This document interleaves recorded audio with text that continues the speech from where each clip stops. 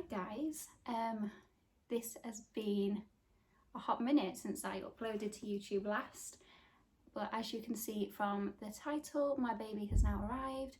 She's now 1 month old, well actually she's 5 weeks old now, and this video is going to be all about my labour and birth story. She's sleeping here, so I will show you when she wakes up. She makes some weird noises in her sleep, so you might be able to hear her. So just, yeah, ignore that. But first of all, I'll tell you her name. She's called Effie, Effie Moon. Moon's the middle name, but yeah, Effie Moon, her name is, and she weighed 8 pounds. She didn't weigh 8 pounds. She weighed 6 pounds 8.5, and she was born on the 26th of July.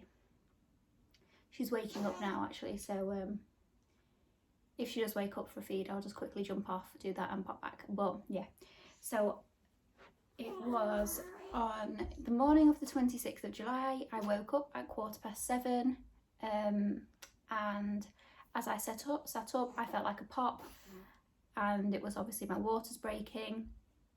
I'd had no symptoms up until this point. This was kind of like the first thing that had happened, no symptoms of labour coming or whatever. So yeah, 7:15, my waters broke.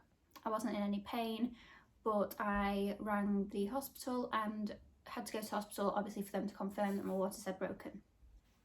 So I went to the hospital, I got ready, went to the hospital, and they confirmed that my waters had broken. They just did like a little examination, and confirmed my waters had broken and that I was 3 to 4 centimetres dilated, which I was quite happy about because obviously I'd had no pain up until that point.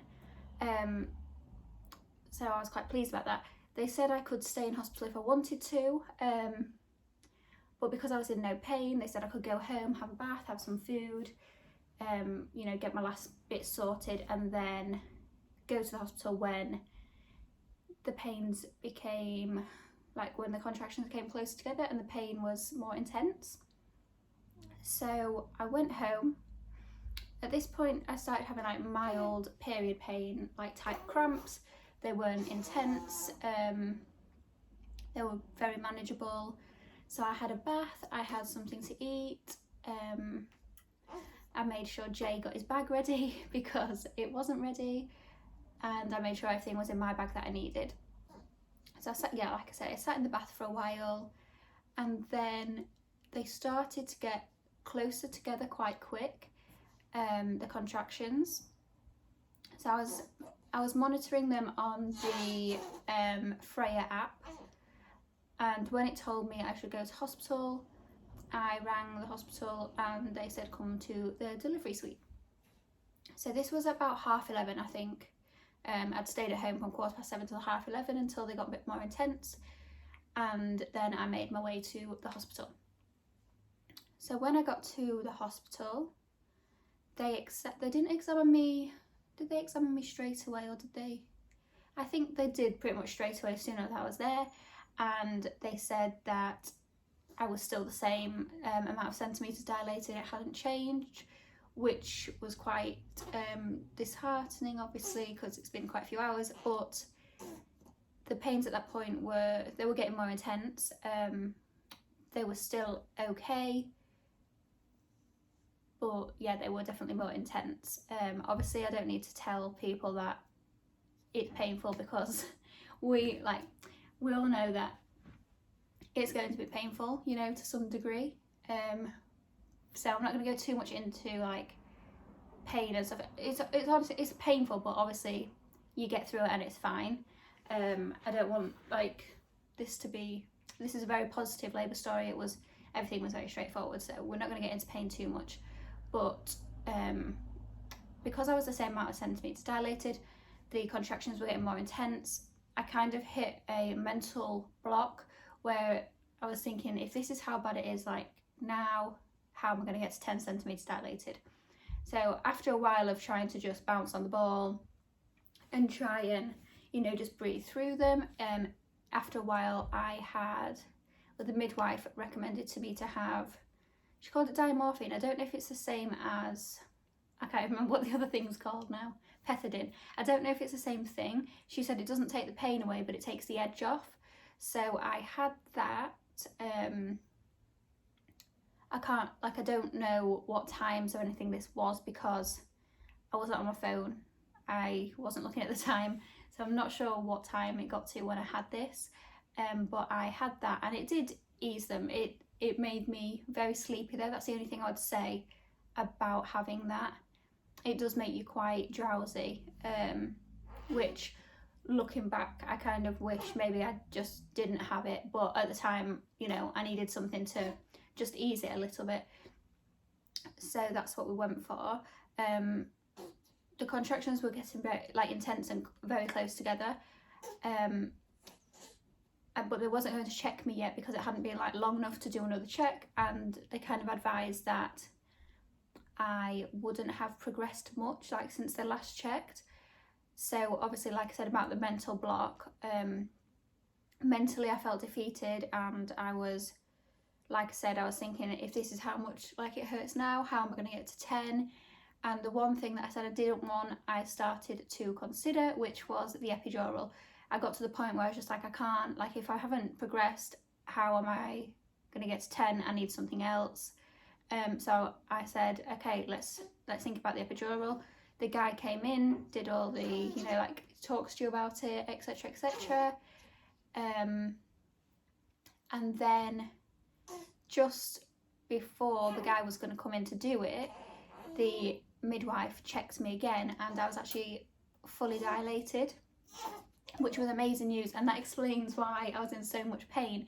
Obviously, I was in that pain thinking I was 4 centimeters dilated, and I was actually fully dilated. So I think that mental block from thinking I was 4 centimeters, if I knew that I was further on, I would have, thought, okay, cool, we can do this, I'm not far away. But because I thought I was so far away from it, I just wanted something to take the pain away. Luckily, I didn't have the epidural, so that was all good. They said we'll wait an hour to let their head move down and then start pushing. So started pushing again. I don't know what time. I do know, obviously the time scale is from, we can talk about that in a minute, but don't know what time I started pushing. I know that it was, I think it was maybe took just under an hour, maybe they said, which I don't know if that's quite long. I think they said you get 2 hours to push with your first baby. She was also slightly back to back, they said, which I don't know if that was intensifying the contractions, but she was also slightly back to back, so I don't know if that affected it or what, if she had to turn herself. I'm pretty sure they said she had to try and turn herself. Maybe that was the delay, I don't know. But anyway, the pushing doesn't, I'm not going to say it doesn't hurt, but it doesn't hurt. The contractions, you feel the contractions and you push. The pushing itself, I didn't think hurt. It's very tiring, obviously when you've been doing it for a while, and you kind of feel like nothing's happening because you're pushing and there's no kind of, not reward straight away, but you have to keep going. So yeah, I was pushing, I think it was just under an hour maybe, I'm not actually sure. And then her head came out, and then her body came out pretty much straight away, and this was at 6:56 p.m. So in the grand scheme of things, from 7:15 waters breaking to then having her, it's kind of just under 12 hours. I'm not sure if that's, I'm not sure how long it normally takes. But yeah, it wasn't too bad. I thought that was quite quick really, and very manageable considering the pains didn't start from 7:15 in the morning. It was kind of lunchtime-ish, a bit later on, that they started to get quite bad. So yeah, it was a very positive, straightforward birth. Obviously, like I said, it is painful, but it's very manageable. I know everyone likes to tell you horror stories, but at the end of the day, you're in the best hands. The 2 midwives I had a midwife and a student midwife. They were both amazing. They really helped me through it, and I know there was a lot of not a lot, but I've heard people say that the midwives wasn't very kind to them and stuff, but my experience was really good. Mine were lovely, and they actually stayed longer than they needed to. Their shift ended, I think they were supposed to go home at 3:30. I'm not actually sure, but they stayed with me until she was born, which was really, really nice. So yeah, I had no stitches, there was no tearing, no grazing, nothing like that. So that was all good. And then, so she was just passed straight to me, did skin to skin, and then she breastfed from me. She latched really well. I'm not going to talk too much about breastfeeding because I'm going to do a completely separate video for the breastfeeding. But yeah, I think just if you are pregnant watching this, then don't be... I honestly wasn't scared at all until, like, leading up to it. I was not scared. Even when my waters broke, I wasn't scared. Obviously, when you go into hospital and you know it's going to like be happening soon, it's a bit I got a bit like anxious, I suppose, but throughout my pregnancy I wasn't scared about giving birth.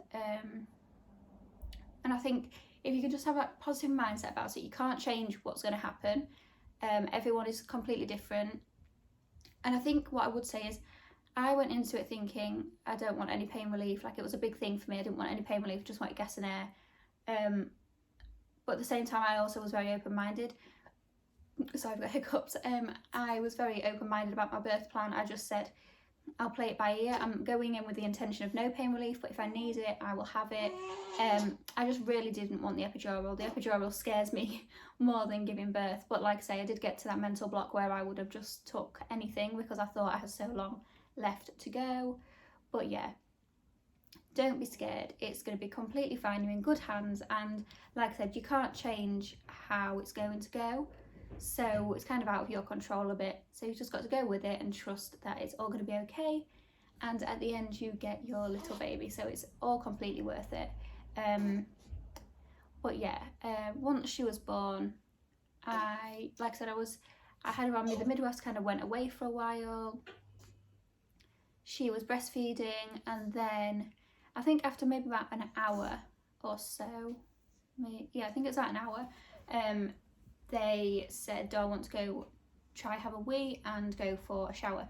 Now, everybody likes to scare you about your first wee and your first poo, but honestly, I had no issues. Like, there was no pain. It was absolutely fine. I don't know if this is because I had no stitches, but for both things, it was absolutely fine. I went for a wee, no problems, and I had my shower, so I felt nice and fresh. And then they wheeled me down we got moved down onto the maternity ward because we had her at a certain time. I had to stay in the night. So, she's making noises over there. So they wheeled us down to the maternity ward and we stayed there for the night. Went home the next day. She had all her tests, checks and everything, and they were all fine. So yeah, that's the birth story. Now, I know I haven't got like the exact timings for everyone, but hopefully it gives you like a rough idea of how it went, and just to not be scared about it really. It's all going to be fine. And if you do need pain relief, have pain relief. There's no, like the midwife said to me, there's no shame in having pain relief. Do what's best for you. And I know some people actually just like having the epidural because it makes their labour enjoyable for them. Like, they're in no pain, they can just enjoy it. Everyone's different. It really doesn't matter. So just do what you feel like you need to do to get your baby here. But yeah, she's still asleep, so I am going to show you her. But what I might do is go off here until she wakes up and then just bring her back because I'm not waking her up. She's asleep in a little docker tot thing, this sleepy deluxe thing. But yeah, I'll do that. I'll come off here for a sec, and then when she's awake I'll bring her back to show you. Okay. Okay, she's awake. Here she is. She's getting a bit unsettled because she wants some milk. Hi. Right, here she is, little Effie Moon. Say hi. Say hi. Yeah, I just wanted to also just say, oh, 1 minute, let me put her on my boob and then I will just finish off this video. 1 minute.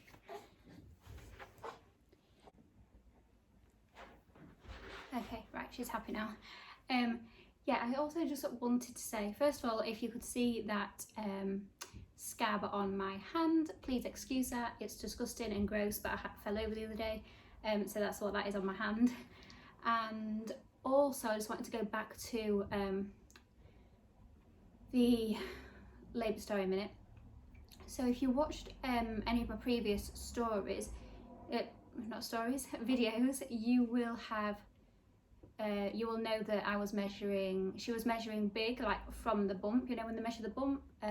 Not that my bump was big, my bump was actually pretty small, but they were saying she was measuring big.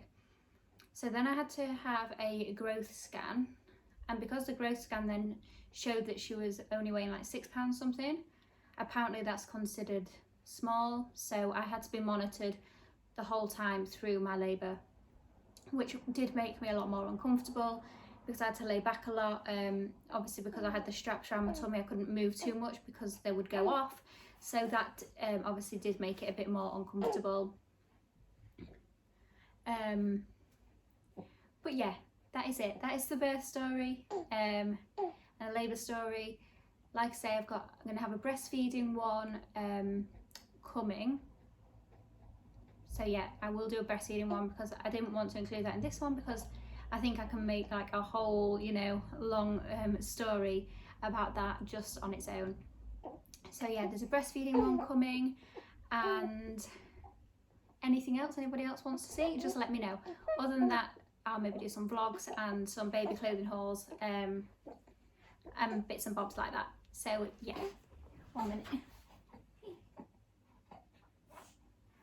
Trying not to flash you all so I don't get this video taken down, but yeah, that is it. Thank you for watching. I hope this has helped some of you, or maybe like made you feel more at ease about your upcoming labours, and I will see you in the next one. Bye.